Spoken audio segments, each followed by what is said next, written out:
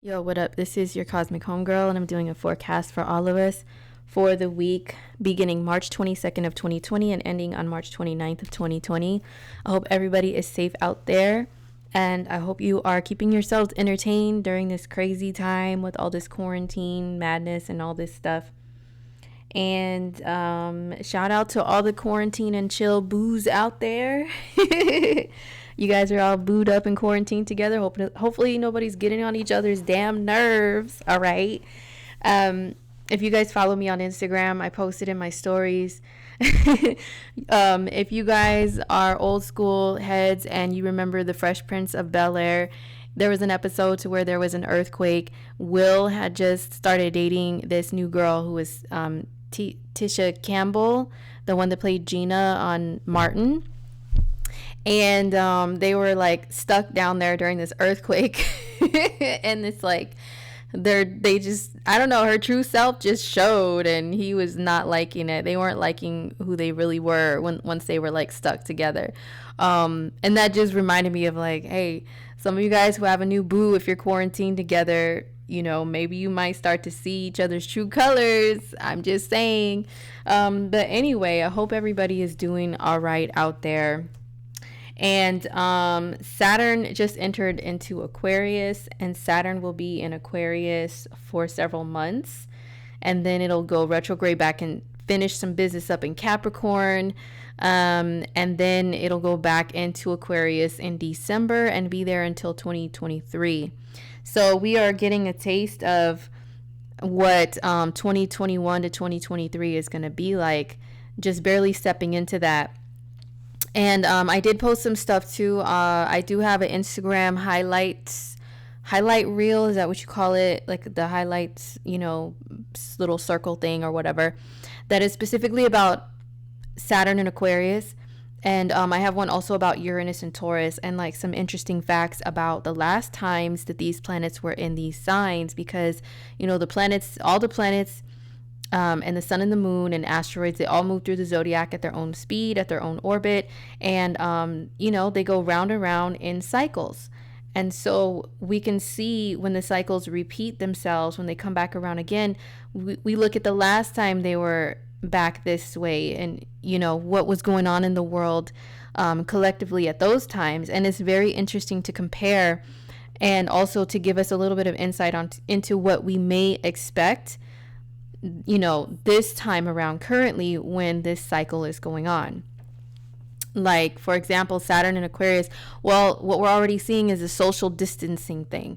Saturn is about saying no and creating restrictions and blocks and distances, and Aquarius is socializing, gathering in large groups. So like, astrology is dope. It's crazy because it could be such simple math once you really learn and understand the meaning of each planet, the meaning of each sign. Okay, then you can just put the two together. Saturn is restrictions, Aquarius is social gatherings. So once it steps in, what is being kicked into high gear now? The restriction of social gatherings. It's really that simple of math. I just really wish that the naysayers would just sit down and learn and just understand like how it all makes so much sense. You know what I'm saying?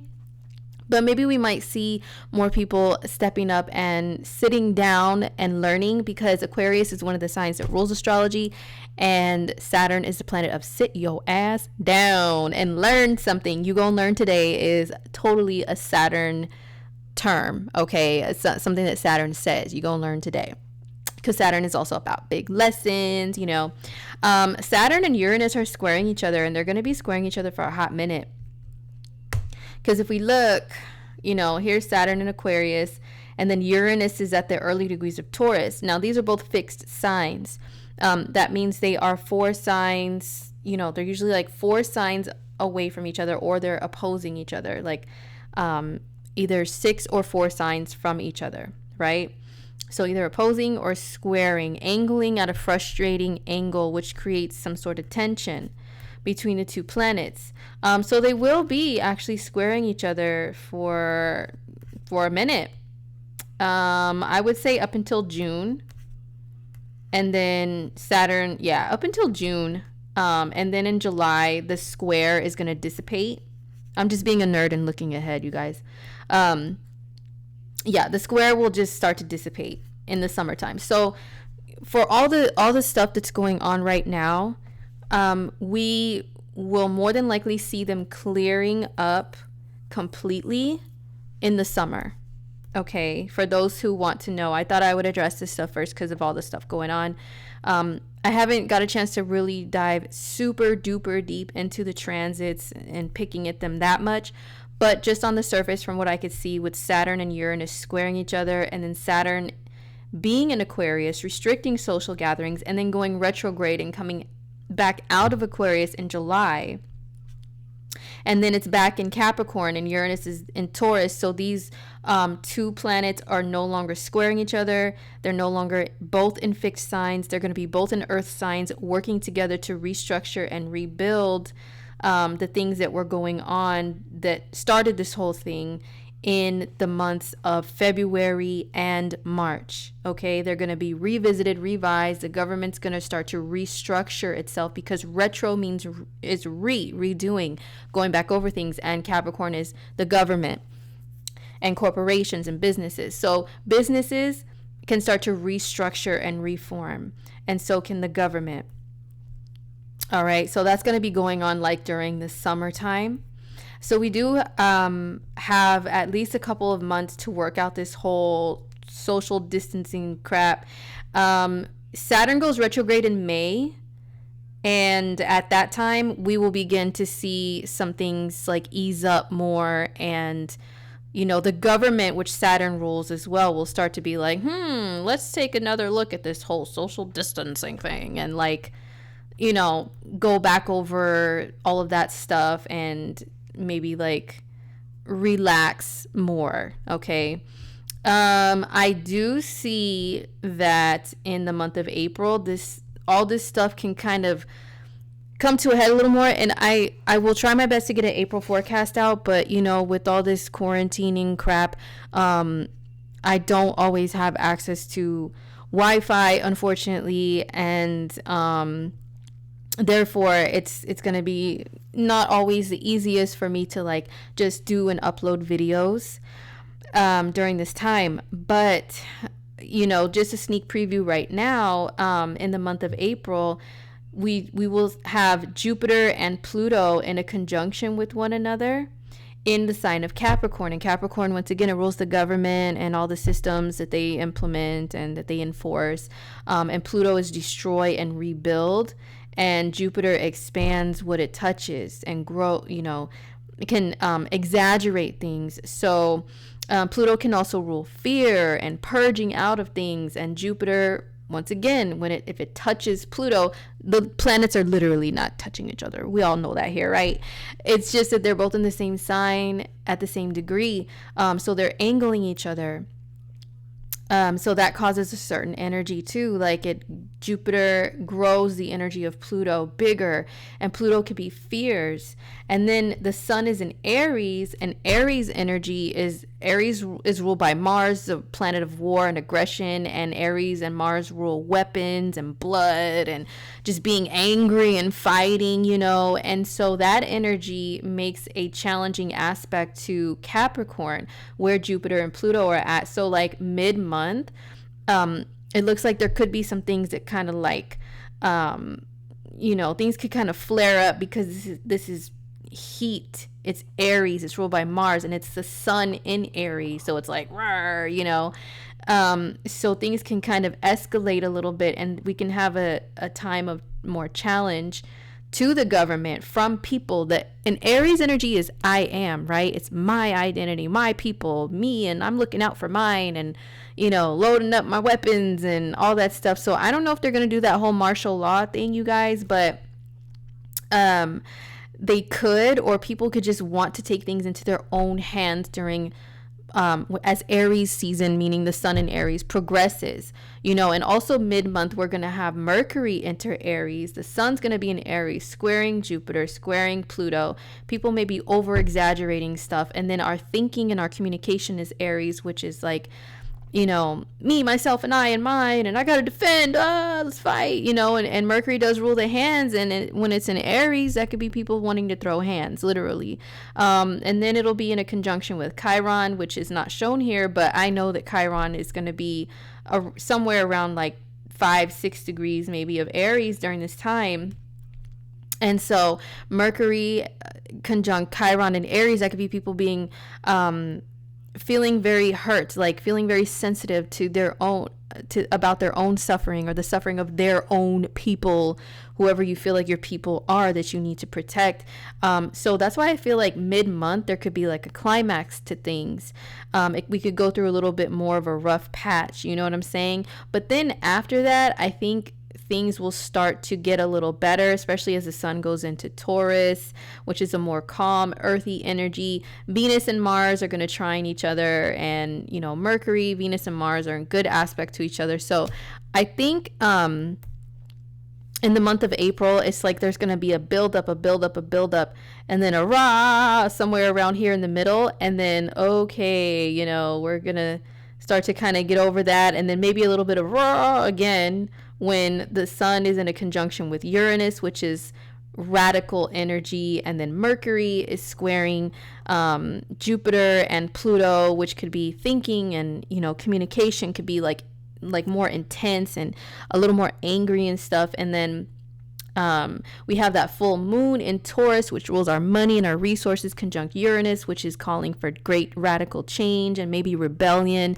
And then Mars is going to be in Aquarius the whole month of April, which is like Mars in Aquarius is humanitarianism, and it's fighting for the underdog and fighting for rights, and going against the powers that be and rebelling against them and stuff. So that's why I think this stuff is going to continue for a while, and people may get a little bit more angrier in the month of April. I'm just letting you guys know, this is what I see. This is the potential, of course, but everybody has their own free will to be able to turn it around. But this is the potential of what I see happening. I do see that Mars and Saturn will be together, also in Aquarius, the last day of March, and then the first day or so of April, and that can be Saturn puts Mars to a halt. So there could be something regarding movement that is put to a halt, and people can get very frustrated. It's kind of like Mars is trying to march, and then Saturn is like someone in a uniform holding up a stop sign, and their hand like, halt, no, you can't pass through here. And then Mars is like, well, why the not? I'm just trying to get to where I'm going. I have a goal, I have an aim, I have a target, so why can't I go, Saturn? Like, what's the deal? And they can kind of, these energies can kind of argue with each other. But they can also possibly work together. But I'm going off on a tangent, you guys. I'm supposed to be covering the 22nd through the 29th of March only, I know. But a lot of people are curious about, what does astrology say about what's going on? And honestly, I haven't watched anyone else's videos. I haven't listened to anyone else's stuff because I don't want to be like influenced. I kind of just want to dive in and look and see from my vision what I see with the transits first, and then maybe go back and like compare notes, listen to other astrologers' stuff and compare notes or read their stuff. I do have a friend of mine who is a reader. She reads cards. Her name is Natalia. She Angels by Natalia is her business name, and she's like really dope, and she's like a close friend of mine too. And she told me that through her work with like working with angels and guides, and I don't want to say psychic readings, but kind of being connected to that side and communicating in a different way, through cards and through just intuition, that she's been getting messages that the month of April also, that there's kind of like a flare up of the energy, and then it starts to kind of get a little bit better and progress too. So shout out to Natalia, one of my close friends who's also a reader. And yeah, so that's the only person who I have like kind of heard a different another perspective of, with everything that's going on like spiritually, and really listen to them and like try to compare notes and stuff so far. But anyways, you guys, The 22nd through the 29th. Let's get back to the current. All right, what's going on? So I am recording this after the 22nd and uploading it after that too. But let's just jump in and see what's cracking. We do have a new moon in Aries. As I'm recording this, we are in the new moon in Aries phase still, right? So new moons are times of new beginnings, but I also see new moons could be like a clearing out of something old in order to birth something new, welcome something new in, right? So sometimes it's like something old has got to go, and then something new, the seeds can finally start growing, or they can finally be planted or whatever. And then as the moon progresses and starts quote unquote growing in the sky, meaning it starts to build up to a full moon, and you can start seeing it visible in the sky again, that's when you may see the seeds that you plant with the new moon start to flourish. Meaning if you set any intentions, you put any energy or wishes out there, you are taking some sort of actions to plant a seed, so to speak, like start something new, then you may see it grow more as the moon progresses, right? And then the next lunar event is going to be a full moon in Libra, April 7th. So for the next 2 weeks, you may see whatever you wanted to manifest with the new moon in Aries start to come into fruition, right? The full moon the new moon in Aries was in a conjunction with Chiron, which is the asteroid nicknamed the Wounded Healer, and also Lilith, which is the asteroid or black moon Lilith, that can represent some sort of like, I've seen her in quote unquote toxic relationships, or just very passionate and addictive, wild, uninhibited, physical, raw, primal passion. Like that is Lilith. She's not all bad and evil, like that's kind of some mythological stuff. But black moon Lilith, she definitely represents those things. And so the new moon could be, with Lilith and Chiron together, some people may be going through some things to where they're kind of like suffering or trying to heal from situations that are very, very Lilith-like. Maybe a connection you have to somebody that does have that raw primal passion, or maybe, you guys are addicted to each other, but maybe it's really not good for you. And maybe there's some sort of healing, some sort of pain, suffering, that's associated with that. So the new moon in Aries did highlight some of those things for some people. And maybe they're telling you like, who is potentially, I hate to use the word toxic because it's just so overused, especially if you watch other readings on YouTube, whether astrological or tarot, especially ones that have to do with love. People always want to say, oh, they were toxic and a narcissist and karmic and like, oh my God, I get so sick of reading comments with those words in there. But hey, it's true. Like it's overused. It's an overused term, especially when it comes to spirituality and stuff now. But no, seriously though, like connections with people who are toxic, it doesn't have to be love. It could be even a friendship. If you find someone who's like, I don't know, they're just dark in a way, and it hurts to let them go, but you have to, like stuff like that.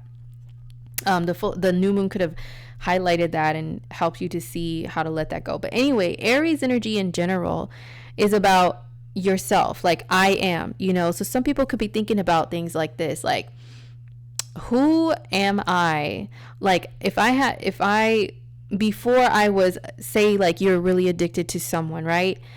You've had like a crazy roller coaster with them, which could be the Lilith and the Chiron thing. You may be thinking like, who was I before this connection? Who am I outside of this connection? Who am I outside of this? It could be love, or it could be friendship or something. Who am I outside of that? This person may have a negative perception of me and who I am, but who am I to me, to myself? I hope this all makes sense, you guys. Something interesting that I discovered, just, because I like to be a nerd and look back at patterns and stuff. And I did see that some things right now with this lunar cycle that we're in are kind of a repeat of the fall of 2018, because the last one we had was a full moon in Virgo, right? It was somewhere over here, right?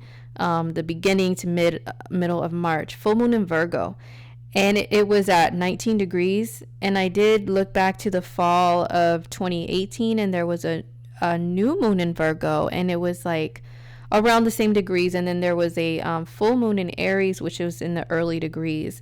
I think it was like 1 degrees of Aries or something like that, because I noticed that things from that time period started really coming back to me in memory and like haunting me in a sense, but coming back to me in a way to where I was reminded, like, yo, there's some things that are going on now that have to do with some of the same people and situations I was dealing with at that time that are being brought up again.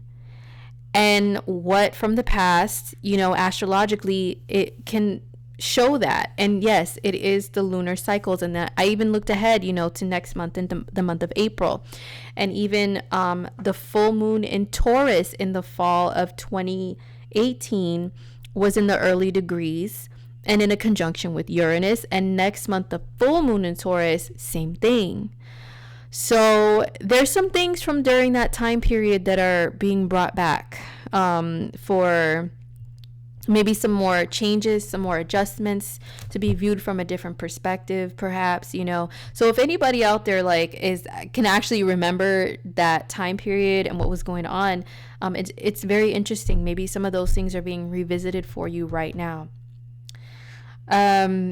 But yeah, the full moon, I keep saying full moon. Oh my God, is Mercury still in shadow? I don't think he's completely out yet, because I keep messing up.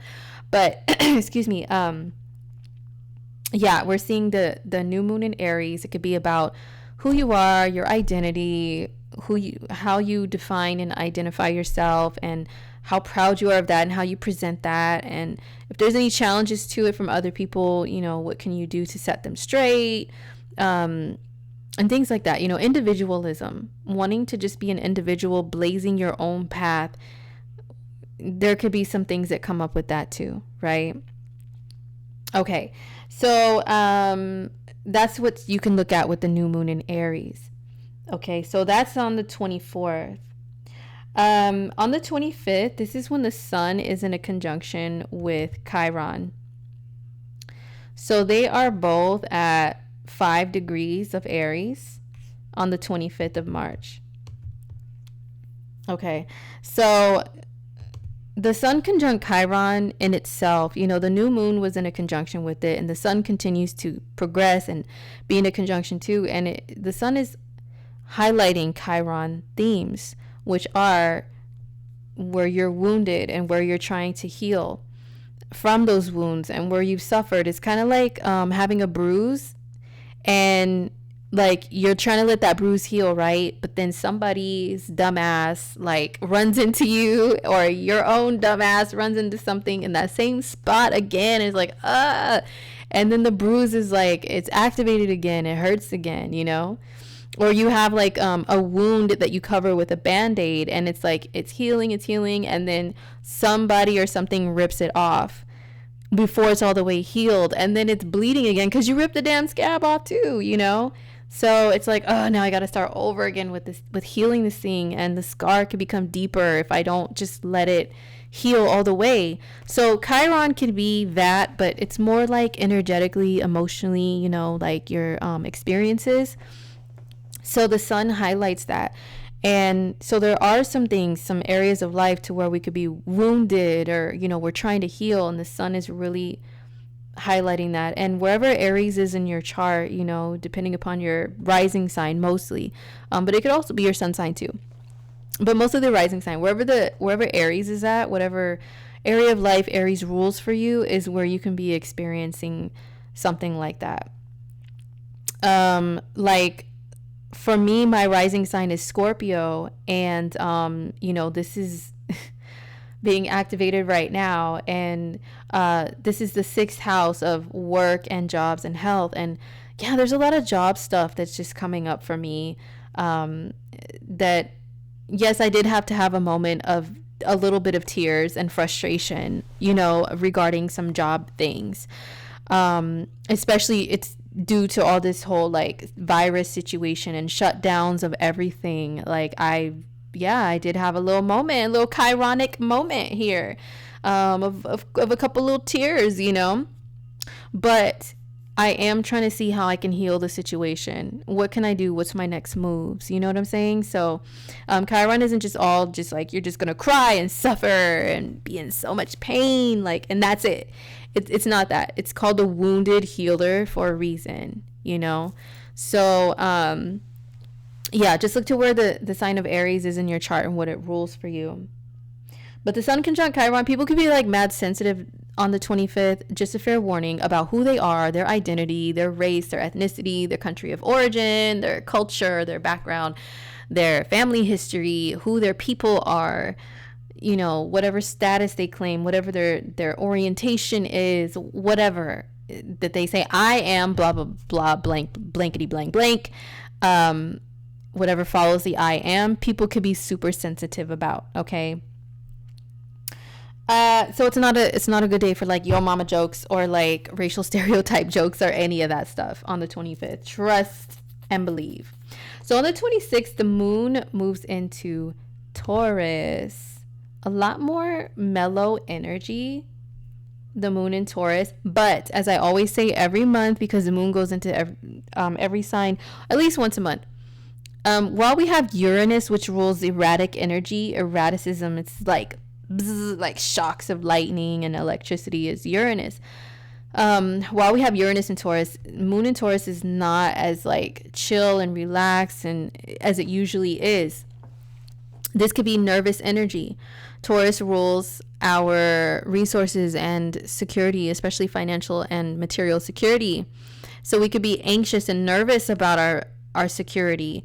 With our things, our stuff. That's what Taurus rules, right? And the moon is like our emotions and what we're feeling. So moon and Taurus days are not the best to go grocery shopping, let me tell you, especially as someone who has a lot of Taurus energy in my chart, like 4 planets in Taurus, okay? Moon and Taurus days, they're good for going grocery shopping if you need to stock up, you need to bulk up, all right? So if you need to do that, those days are dope for that. Or if you don't have a budget to worry about, hell yeah, that's a good day to go grocery shopping. Boy, let me tell you, because you'll be wanting to buy everything that's good, that tastes good, home cooked meal stuff, good quality food, like just enjoying the really good stuff. You'll buy all of that when the moon's in Taurus. But Taurus energy can be about conservation as much as it is about stocking up and enjoying the good things. It could be about conservation. So Taurus is, we really, really know how to, if we take a step away from our Venusian energy and like overdoing it with buying stuff just because we want to enjoy it, we could be really good. Taurus energy is very good for like being very resourceful, like looking in your pantry, looking in your fridge and seeing, okay, I already have this and this and this. What can I do with it? What can I go buy at the store that goes along with this stuff? Instead of just going there and buying whatever you feel like, you go there and say, okay, at home I have beans, I have rice, what can go with it? And just shop based on that. So it's, I don't want to repeat myself, but it's being resourceful. Okay, so moon and Taurus days could be really, really good for grocery shopping. Some people could be super nervous about what they have and don't have, and they can kind of freak out and just be the ones buying up all the damn toilet paper. Look, you guys, I'm just going to keep on saying it. I don't understand the toilet paper thing. I really don't. Like, why toilet paper, though, during this time? Like, seriously, sheeples, why toilet paper? I'm like, are y'all wrapping yourself in it thinking that the virus isn't gonna get through the fucking toilet paper, or what? Like, what are people really doing with all that damn toilet paper? It's so stupid. I don't get it. How about stocking up on water? How about buying pasta and rice and beans in bulk? How about, you know what I'm saying? Like dry foods like that, and then freezing foods that are more like fresh, like meats, if you eat meat, or whatever proteins that you eat that are fresh, like buying them in bulk and freezing them. And that's some other Taurus stuff. Let me tell you guys, earth signs, Taurus, Virgo, and Capricorn, you guys are so needed right now to just teach this crazy ass world how to operate during a crisis, how to conserve, how to budget.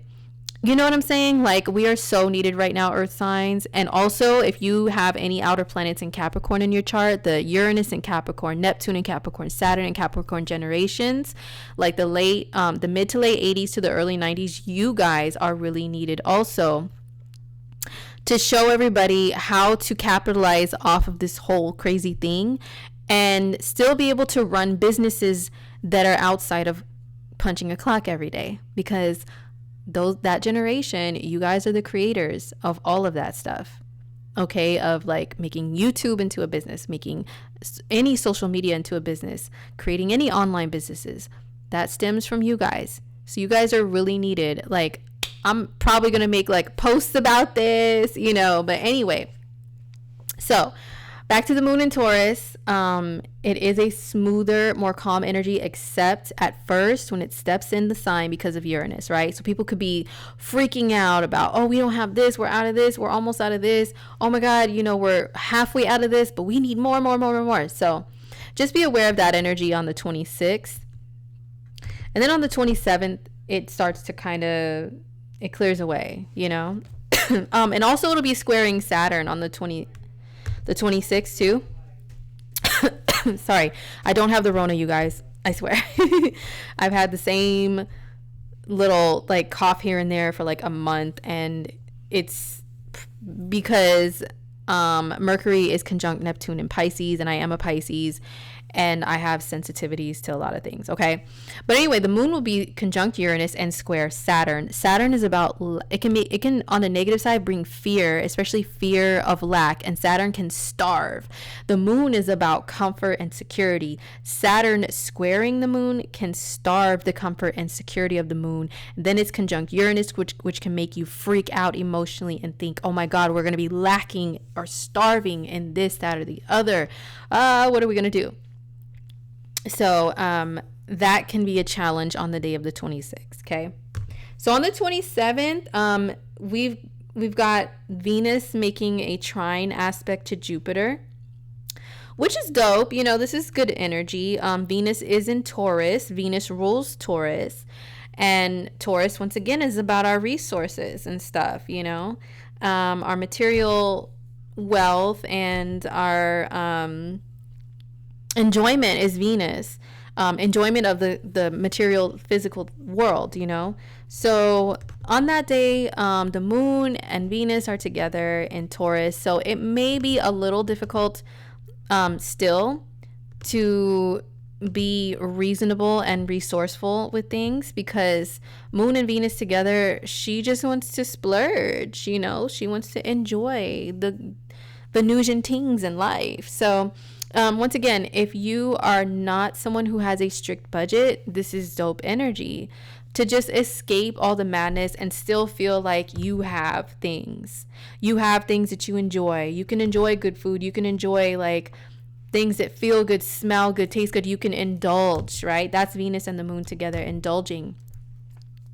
So as the 27th progresses, these two planets move closer together. And also moon and Venus in Taurus is like very smooth, easygoing energy to where people just, the vibe is much more pleasant, And Venus trine Jupiter, this is a good aspect for feeling more abundant, like not feeling such lack, feeling like you have it all, even if you don't, even if you are like balling on a budget, even if you are ghetto fabulous right now, you'll still feel like, hey, whatever I have is good and I'm just going to enjoy it. I'm still living the good life one way or the other. This is also good energy for love as well. And Venus is trine Jupiter, but also Venus is inching toward a trine to Pluto as well. That's more so on the 28th.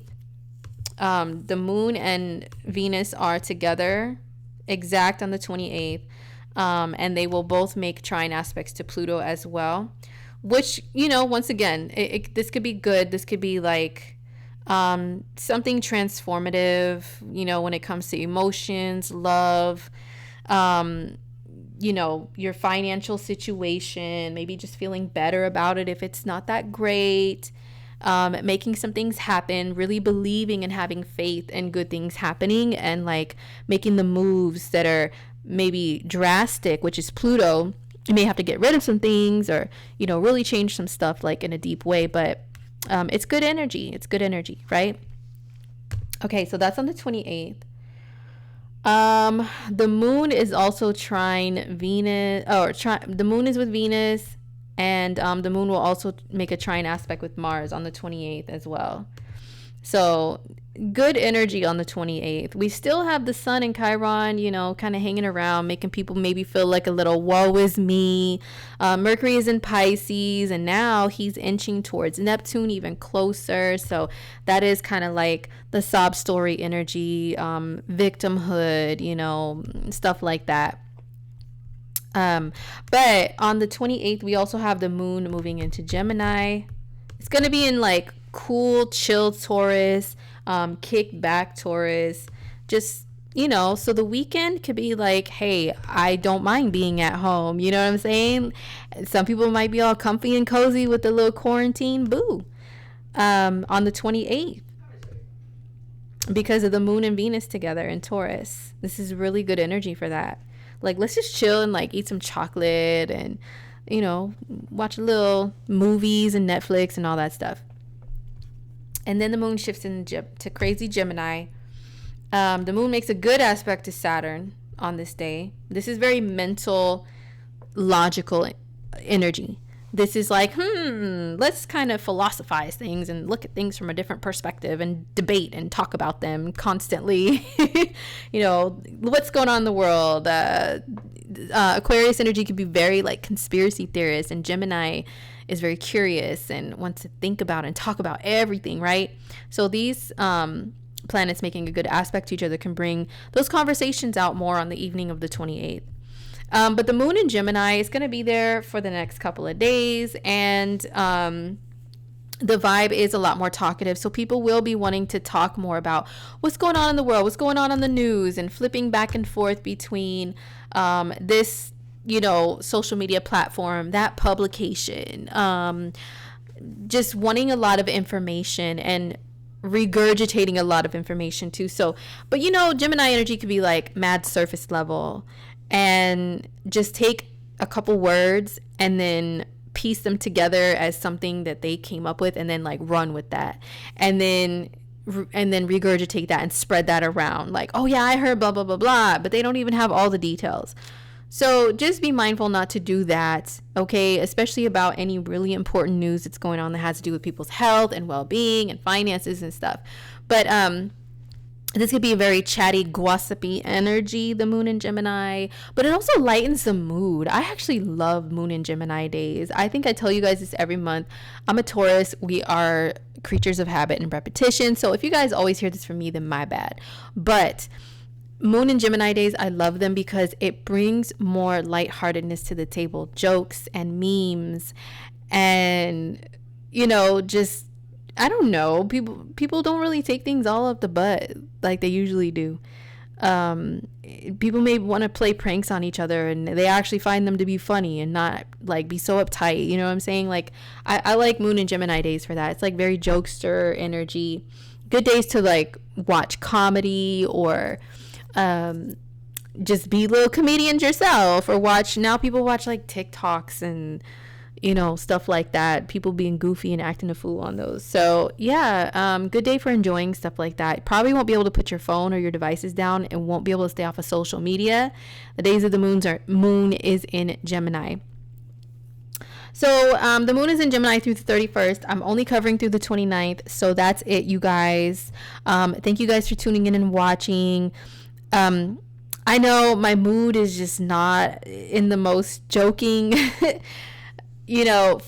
as it usually is. I don't know. There's a lot of these transits are kind of messing with me a little bit too. I'm human as well. Half human, maybe partial human, I don't know. But the sun and Chiron together in Aries it's difficult for a lot of people, you know. I have the sun conjunct Chiron in my own chart, so this is bringing up when their sun and Chiron are together in transit. If you have this in your own chart, it kind of will activate, you know, your placements. And this doesn't really feel that great, to be honest, you know. And then the sun is opposing like some of my other planets. It's making an aspect to my Saturn. Yeah, so my energy is not super fun and you know, jokes and all that. I am a little more serious right now, but hey, the dope thing about astrology is it shows how energy moves and shifts, and time passes, the planets progress and move and shift. So, you know, your hard times don't last forever. Your bad attitude or, you know, negative Nancy vibes, if you have them, they don't last forever. And I love astrology because it's able to show you that, to like see ahead, and like, you know, there's brighter days ahead. There's brighter energies that are going to be brought to the forefront, to the table, whatever, and to your personal life, and can lighten things up. And you're like, okay, you know, things are not so bad, right? So anyway, I hope you guys have a good week. I hope you're staying safe out there. Watch out for toilet paper wrap zombies, okay? And we still have Mars and Pluto together. People may still be acting stupid. Hopefully nobody's going to get violent and dumb. And I did hear somebody say that supposedly someone they know got robbed at gunpoint in the parking lot of a grocery store over some motherfucking toilet paper. Somebody robbed them at gunpoint for toilet paper. Oh my God, when Mars and Pluto were exact over the last weekend. So stupid. You guys, please, oh my God. No looting, robbing, stealing. Leave people alone. Let them have their freaking toilet paper. You can take a shower. You can cut up some old clothes. You could find alternatives, okay? Seriously. Be resourceful. That's what Uranus and Taurus is telling you to do, okay? So anyway, take care, you guys, and I will talk to you guys soon. Peace.